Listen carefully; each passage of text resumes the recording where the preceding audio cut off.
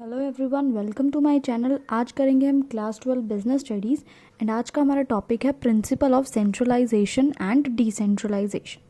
सो guys, सबसे पहले मैं बताऊं सेंट्रलाइजेशन का मतलब क्या होता है।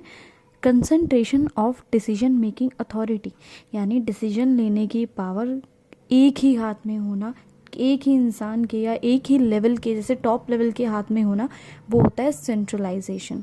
डिसेंट्रलाइजेशन क्या होता है? बिल्कुल इसका अपोजिट, यानी dispersal among more than one person. जब एक से ज़्यादा लोग मिलके डिसीजन लेते हैं सलाह मशवरा के साथ, तब वो होता है डिसेंट्रलाइजेशन। सो फेयोल क्या कह रहा है इस प्रिंसिपल में कि सेंट्रलाइजेशन और डिसेंट्रलाइजेशन के बीच में बैलेंस होना चाहिए। कैसे होना चाहिए डिसेंट्रलाइजेशन? कैसे होना चाहिए?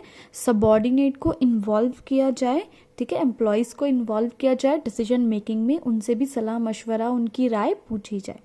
और सेंट्रलाइजेशन कैसे होना चाहिए? रिटेंशन ऑफ फाइनल अथॉरिटी, यानी फाइनल अथॉरिटी किसकी होगी? एक ही बंदे की होगी, टॉप लेवल की होगी, वही सब कुछ डिसीजन लेगा, वो होता है, वहाँ होना चाहिए सेंट्रलाइजेशन। डिसेंट्रलाइजेशन में क्या करना है? सबको इन्वॉल्व करना है, सबकी राय सुननी है, लेकिन करना क्या है, मानना क्या है, वहाँ सेंट्रलाइजेशन, वहाँ एक ही बंदा सब कुछ डिसाइड करेगा।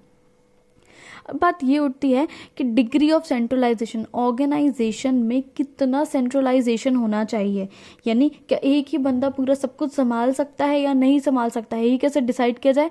ये डिसाइड किया जाता है कि कंपनी जो काम कर रही है उसके सर्कमस्टेंसेस कैसे हैं।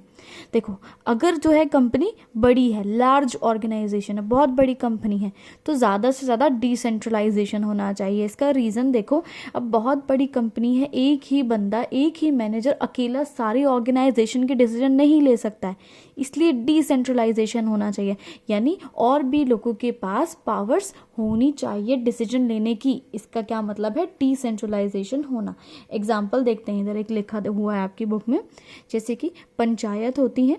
हमारी गवर्नमेंट ने क्या किया है? पंचायत को बहुत सारी पावर्स दी है कि वो अपनी मर्जी से कोई डिसीजन ले सके, उनको फंड्स दिए हैं लोगों के वेलफेयर के लिए, ठीक है, गवर्नमेंट ने पावर दी है ना पंचायत को। ये क्या चीज़ है? डिसेंट्रलाइजेशन। अब गवर्नमेंट अकेले हर एक जिले का, हर एक गांव का भला तो पर्सनली कर नहीं सकती है, कुछ ना कुछ छूट जाएगा, तो गवर्नमेंट ने क्या किया? पंचायत को इस चीज़ की पावर दे दी। तो ये हो गया डिसेंट्रलाइजेशन, यानी अपनी पावर को बांटना, ठीक है, और लेवल्स के साथ। तो ये हो गया डिसेंट्रलाइजेशन हमारे नेशनल लेवल पर, इंडिया में। इसी का ये वीडियो खत्म हुआ। Thanks for watching this video. Please like, share and subscribe.